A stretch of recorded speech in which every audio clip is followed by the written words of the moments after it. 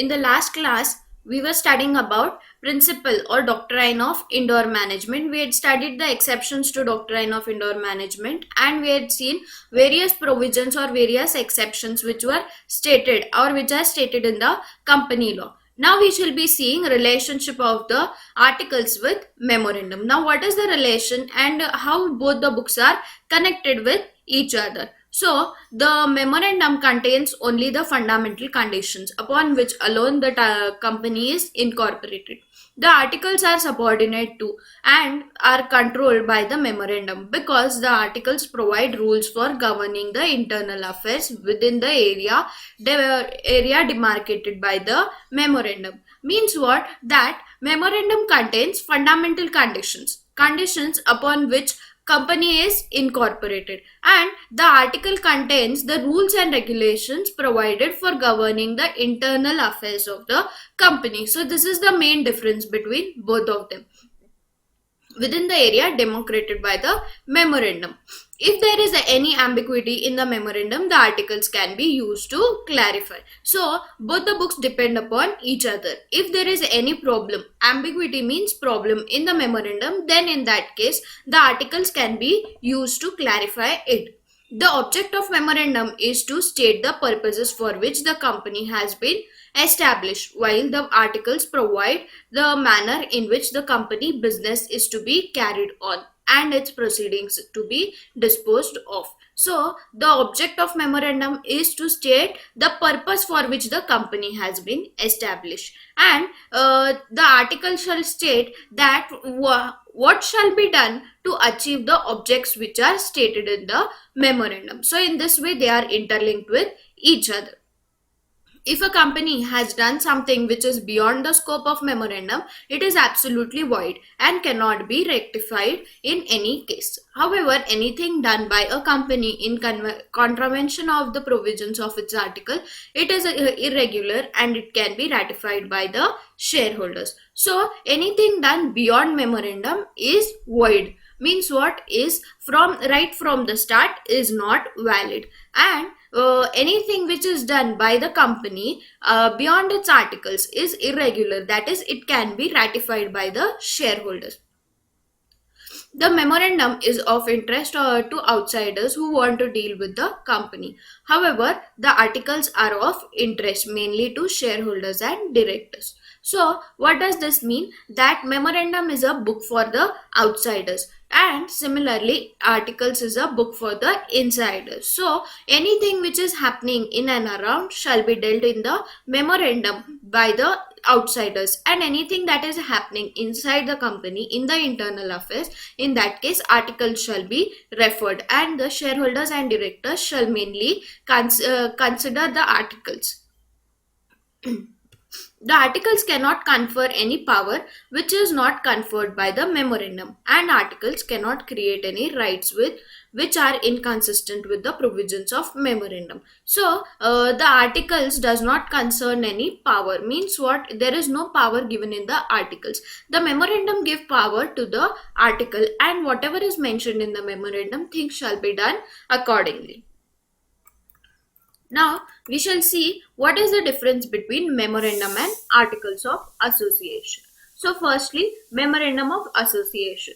It is a charter of the company and defines the scope of its activities. It contains the fundamental conditions of incorporation of the company. What does this mean? That it is a charter of the company. So, it shows a path to the company that what has to be done and how activities are to be carried out. It contains fundamental conditions of incorporation of the company, how the company has been incorporated, what is the object of the company, what all are the provisions related to this are all shown in the memorandum. Then, in the articles of association, lays down rules and regulations for the internal management of the company.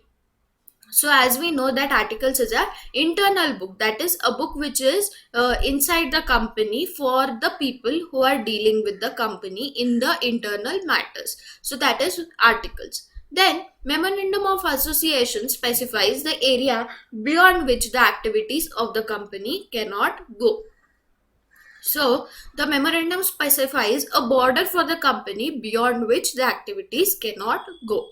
Then, Articles of Association provide for regulations to carry out the objects of the company as laid down in the memorandum. Their status is subordinate to their memorandum.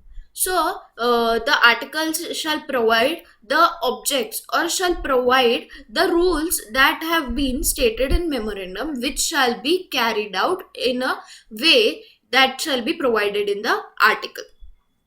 Then next, it is the supreme document but subordinate to the Companies Act. It is a supreme document for the company, but it is subordinate to the Companies Act. Means what? Companies Act, whatever Companies Act has stated, we have taken the rules and regulations accordingly and framed the memorandum of association. Their status is subordinate to the memorandum. Hence, in case of conflict between these two documents, memorandum prevails.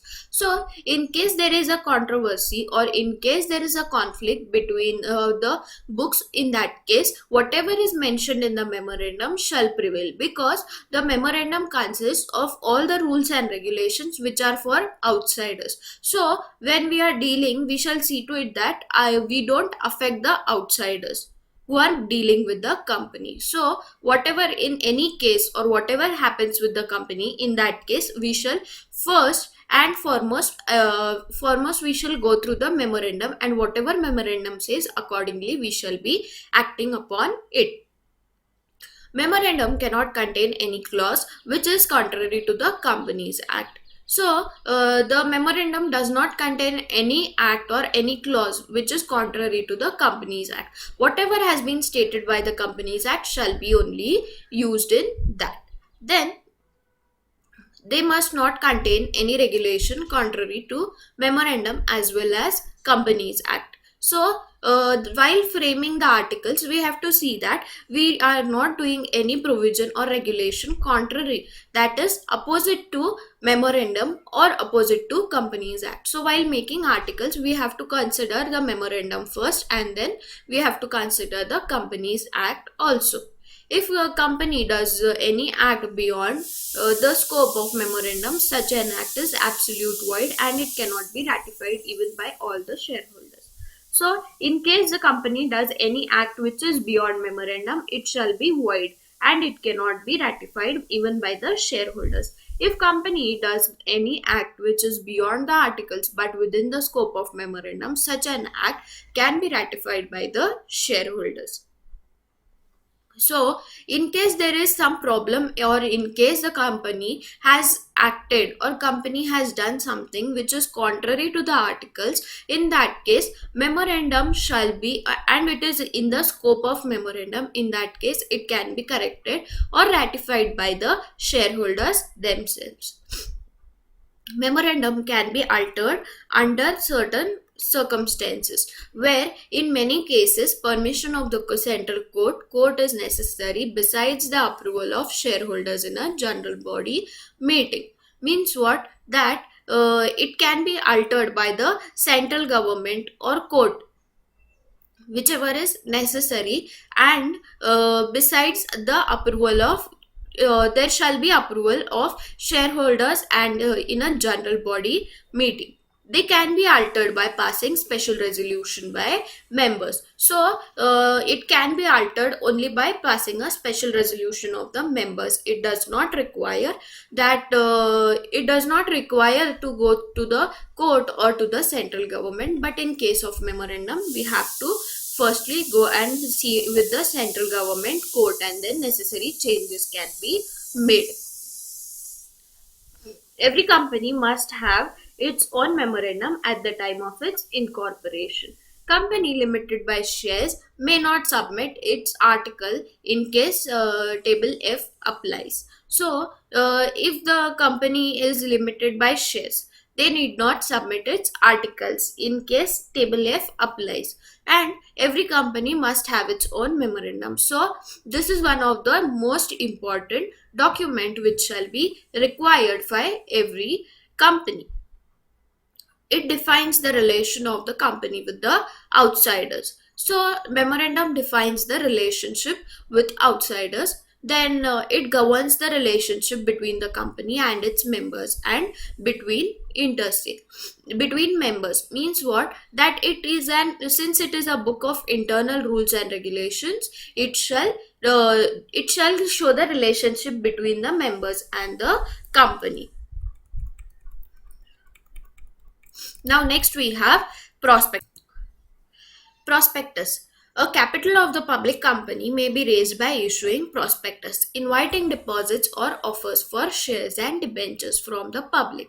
Many a times it is published in newspapers and applications are invited from the investors or public to subscribe to shares. The object of the prospectus is to arouse interest of the potential investors and induce them to invest in the shares or debentures of the company. For this purpose, certain detailed idea about the prospectus of the company and the purpose for which capital is going to be used must be enumerated in the prospectus, whereby prospective investors would take proper steps after reading such prospectus. This is an attempt to attract investors directly.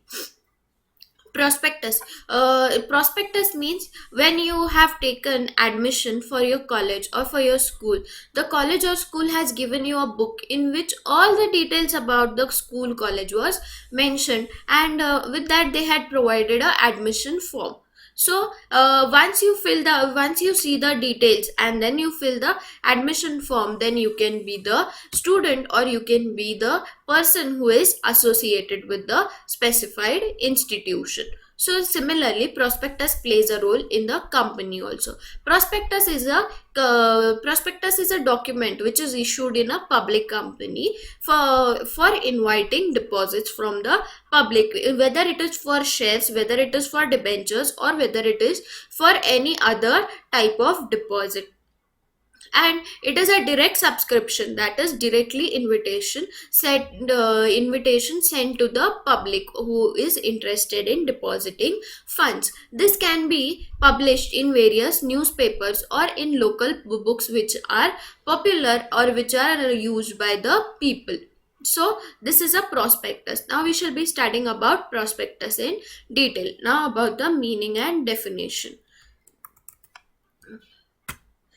Prospectus is usually a circular or a newspaper advertisement published by the promoters after the formation of a company to induce the public to take or subscribe the shares of the company. According to Section 270 of the Companies Act 2013, a prospectus means any document described or issued as a prospectus and includes a red herring prospectus or a shelf prospectus, or any notice, circular, advertisement, or other document inviting offers from the public for the subscription or purchaser any securities of a body corporate. Means what? That prospectus is usually a document or a notice or a advertisement published by the promoters for the formation of a company, that is to invite, as we have seen earlier, it is a document which is used to invite the investors directly.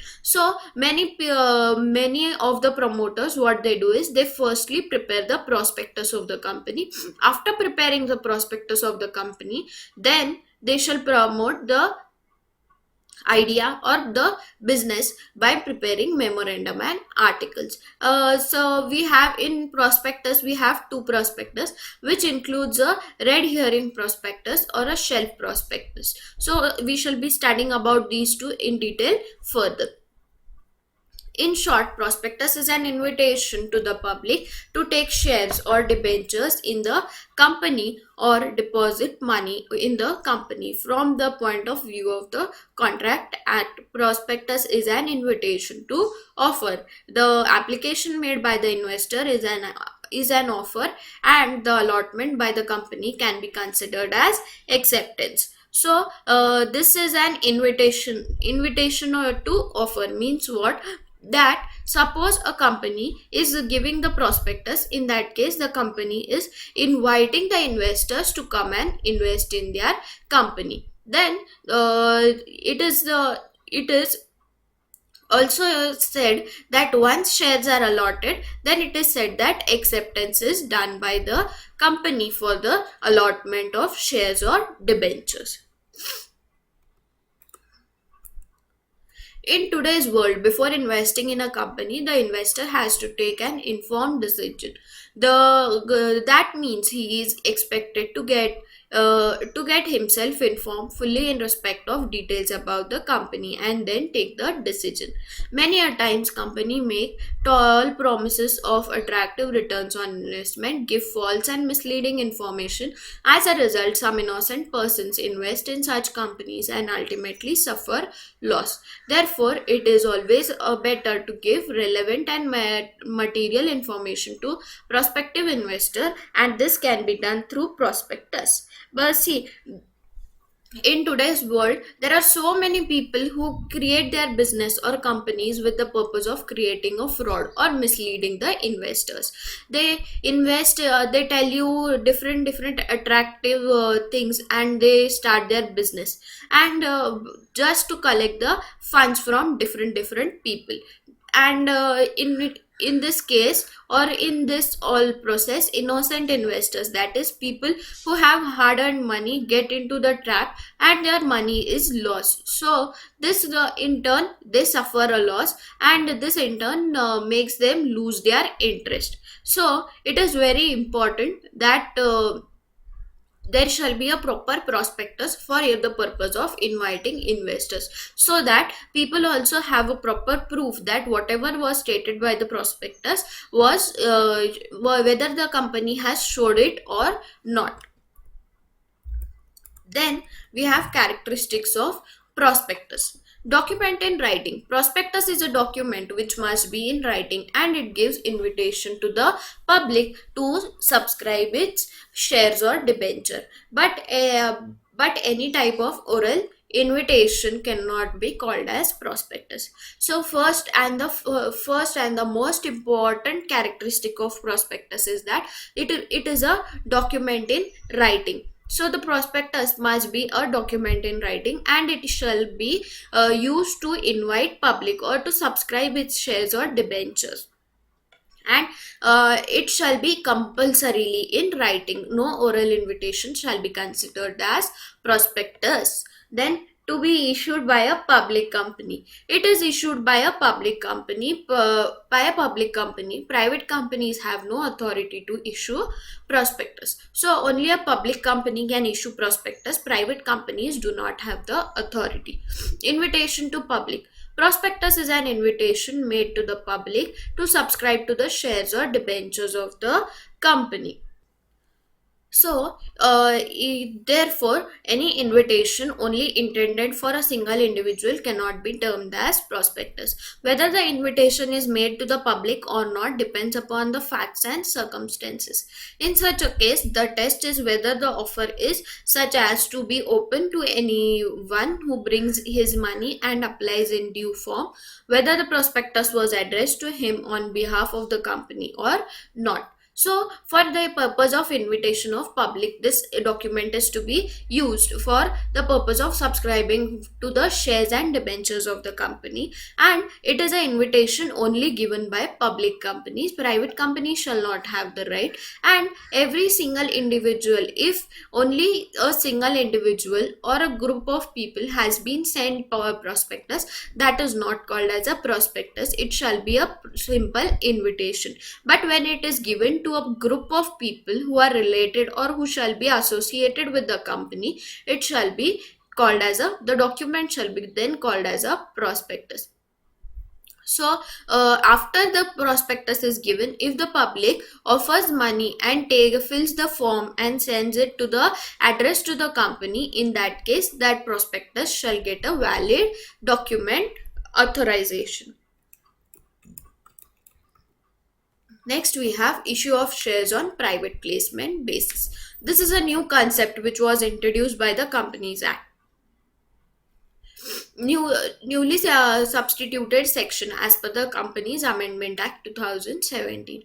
A public company or a private company is empowered to make a private placement through issue of private placement offer letter. Private placement means any offer of securities or invitation to subscribe securities to a selected group of persons by a company other than by way of public offer. Through issue of a private placement offer letter and which satisfies the conditions specified in this section. So this is made for the public or the private company, which in which it is made in which issue is made through private placement offer letter. Means what? That these letters are given privately to the persons or to a group of people who are already associated with the company or who have certain interest with the company. Through the issue of private placement, the this condition is being satisfied, that only a specified group of people are invited. According to section 9, on 7th August 2018, the central government has issued a notification bringing into force the section 42 of the Companies Act 2013, which is totally amended through the Companies Amendment Act 2017. This section is relating to private placement norms for issue of further securities. Further consequential amendments required to the company's prospectus uh, to the company's prospectus and allotment of securities rule 2014 as amended. Pursuant to companies prospectus and allotment of securities, second amendment rules 2018 have also been notified. This amendment is mainly made to simplify the processes, avoid duplication of disclosures, lessen regulatory interference, and ensure greater self-regulation. Through this amendment, the procedural requirements have been simplified, disclosure requirements have been enhanced significantly, and penalty for violation of norms of private placement have been minimized. So this is all about private placement. They have stated that when this provision has come into force, and what all has been notified, and what is the importance of private placement. The main provisions of this amendment are as under: new procedural requirements. Stringent provisions on utilization of funds. Means what? That they have permitted only for certain purposes. This amount can be used for certain purposes. As per this amendment, an issuer is not permitted to utilize any money raised through private placement till the allotment is complete and the return of allotment is filed with the Register of Companies within 15 days of allotment. Prior to this amendment, this span was 30 days. The requirement of keeping money in a separate bank account is continued. For the purpose of having a private placement, in that case, it shall be compulsory to have a proper separate bank account in which the amount is deposited, and this shall not be used until the name of the person or the allotment is complete and the return of allotment is filed with the register within 15 days, that is ROC.